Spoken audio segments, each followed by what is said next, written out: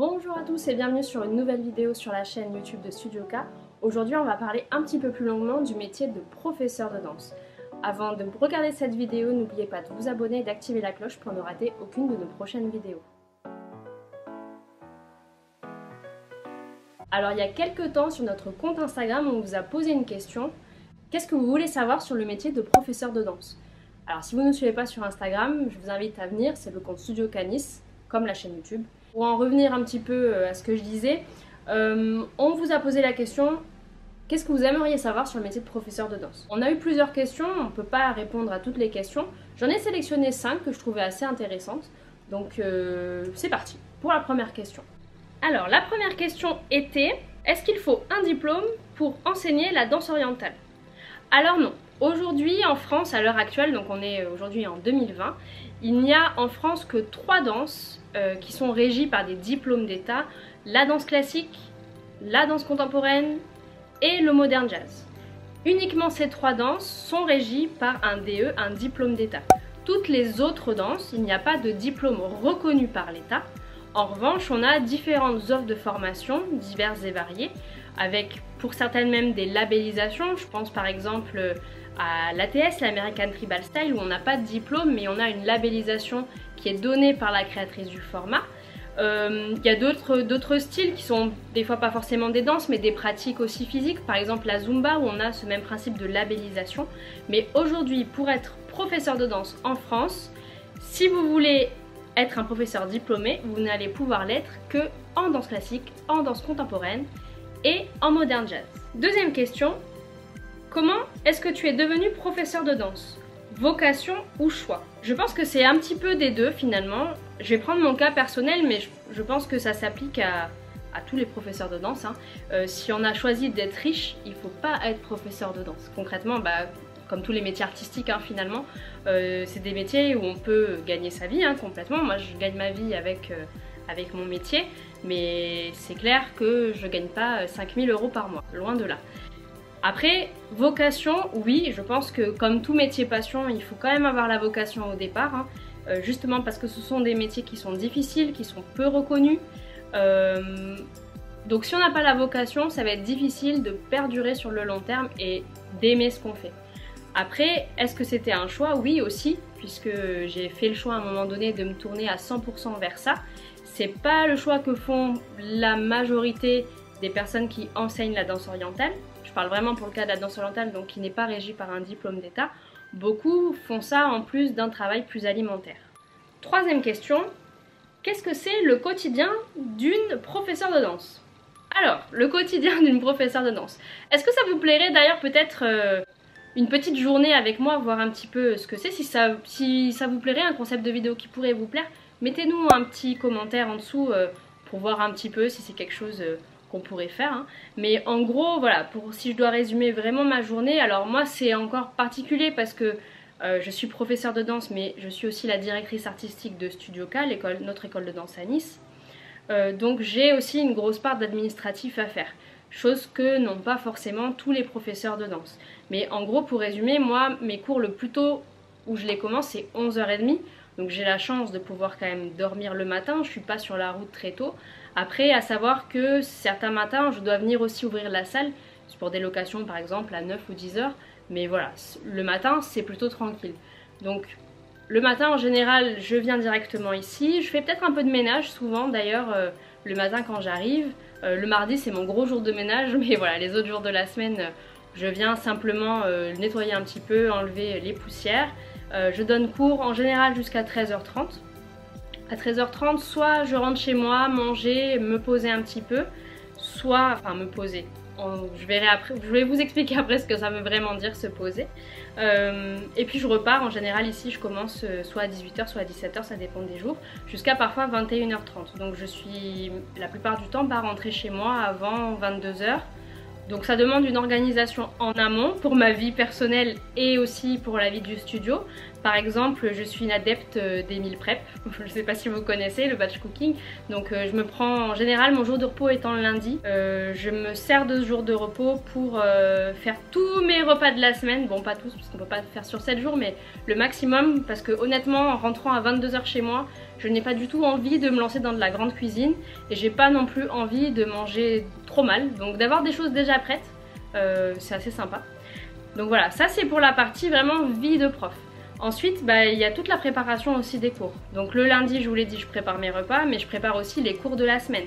Donc sur mon petit cahier, je vais écrire pour tel groupe ce que j'ai envie de leur faire, donc quel exercice, les chorégraphies. Ça me prend en général entre 2 et 3 heures par semaine. Et bien sûr, après j'adapte. Y a des choses que je refais d'année en année, des choses nouvelles. Pour ça, c'est aussi très important de se former, de faire des stages, de ne pas toujours garder la même pratique pendant des années et des années. Donc moi je fais des stages assez régulièrement pour ça, pour donner du contenu de qualité à mes élèves. Ce qu'on veut leur donner, c'est quand même notre passion, leur transmettre notre passion, mais c'est surtout du contenu de qualité. Et pour des personnes qui me suivent maintenant depuis 10 ans, c'est important qu'elles n'aient pas l'impression de faire la même chose chaque année, sinon elles vont se lasser et c'est pas intéressant ni pour elles ni pour moi. Donc ça c'est pour la partie professeur de danse. Il y a aussi une recherche de musique, il y a aussi une recherche de nouveaux mouvements, essayer de voir se mettre en condition de création. Voilà, tout ça c'est ponctuel, ça dépend des semaines. Il y a des semaines où je vais peut-être plus me concentrer sur une pratique personnelle, essayer d'améliorer certaines choses parce que bon, on est professeur de danse, on n'est pas parfait non plus, il y a des choses sur lesquelles on doit toujours continuer à travailler.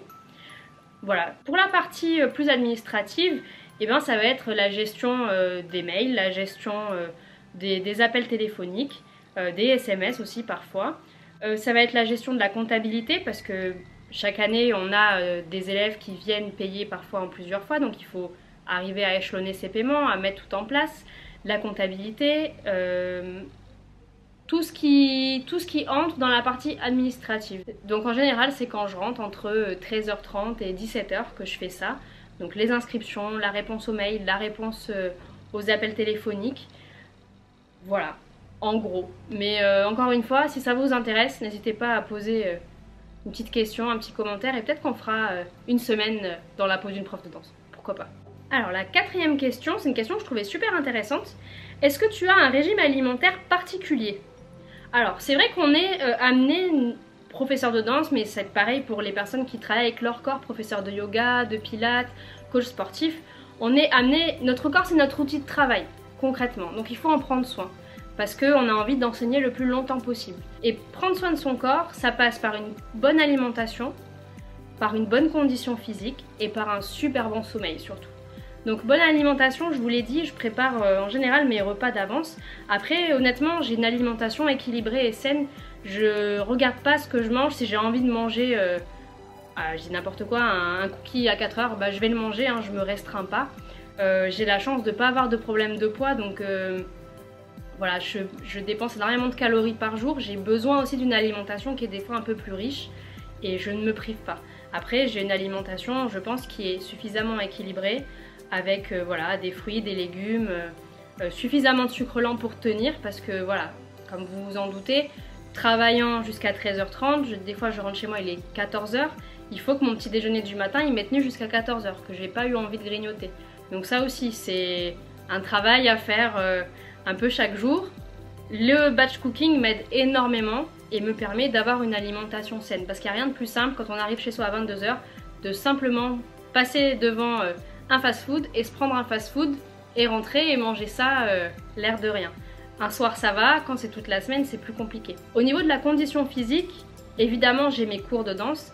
Alors je danse pas à 100% dans mes cours, je donne quand même presque 25 heures de cours par semaine, tout cumulé, c'est-à-dire les cours que je donne ici, les petites vidéos que je vous fais, les cours particuliers, les cours que je donne aussi dans d'autres cadres.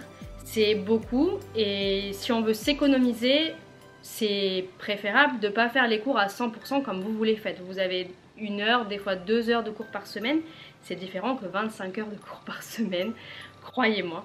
Donc j'ai aussi des courbatures comme tout le monde, surtout là c'est la rentrée, on a tous des courbatures. Ce que je fais pour m'entretenir, c'est énormément de yoga. Je me réveille le matin, j'essaye de faire, peut-être pas chaque matin parce que ce serait vous mentir, mais 2-3 fois par semaine, 15-20 minutes de yoga, juste d'étirement pour se sentir bien. Un peu de méditation aussi pour essayer de prendre soin de son esprit, surtout dans cette rentrée qui est très compliquée cette année avec celui dont on ne doit pas prononcer le nom. C'est à peu près ça, c'est une bonne hygiène de vie, une bonne alimentation, pas de restrictions particulières. Et puis voilà, pour essayer de faire en sorte de durer sur le long terme, mais comme tout le monde, moi aussi parfois j'ai le dos bloqué. Et enfin la dernière question, comment réagit ton entourage au fait que tu sois professeur de danse? Alors, j'ai pas vraiment eu cette conversation encore, on va dire vraiment avec des gens qui me sont proches. En tout cas, je parle pour mes parents, n'ont jamais mis de frein à mon projet professionnel. En revanche, c'est vrai que dans les discours, on a l'impression qu'en fait nous on s'amuse toute la journée, qu'on est là juste pour danser toute la journée, que c'est un amusement, qu'on ne travaille pas, et c'est vrai que parfois on n'est pas toujours pris au sérieux. Alors ça peut être assez énervant et je pense que ces personnes-là ne pensent pas faire mal. Ça donne un impact assez négatif en fait sur notre travail, et tout travail a ses qualités et ses défauts, tout travail a une charge mentale différente, et non, on s'amuse pas toute la journée, c'est un vrai travail. Et à toutes les personnes qui ont pu entendre un jour quand est-ce que tu vas te trouver un vrai travail, qu'est-ce que ça veut dire en fait un vrai travail? Nous on a la chance, je parle nous les professeurs de danse, mais toutes les personnes finalement qui ont choisi leur métier par passion, on a la chance de se réveiller chaque matin en ayant envie de faire ce qu'on fait. Et c'est tellement rare de nos jours d'avoir cette envie de se lever le matin. Alors je dis pas qu'il y a des matins où je suis pas fatiguée, où j'ai pas peut-être envie de me recoucher, hein, c'est normal aussi, mais quand je franchis la porte de mon école de danse, quand je vois les sourires sur les visages, bah voilà, tout ça c'est oublié et je sais pourquoi je fais ça chaque jour. Donc voilà, tout simplement. Donc pas de remarques vraiment négatives, en tout cas je les écoute plus, maintenant ça fait un certain nombre d'années que je fais ça. J'ai appris à me détacher de tout ça et je pense que la plus belle réussite finalement c'est de montrer qu'on est heureux d'être là, qu'on fait quelque chose qu'on aime, et surtout que les gens sont heureux de venir dans les cours. Donc on laisse de côté les râleurs et on fonce vers son rêve.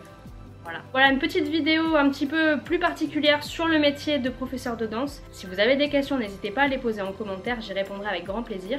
Et puis dites-moi si d'autres vidéos sur le métier de professeur de danse pourraient vous plaire, et ben on les fera avec grand plaisir. Je vous fais plein de bisous et je vous dis à très vite pour une prochaine vidéo.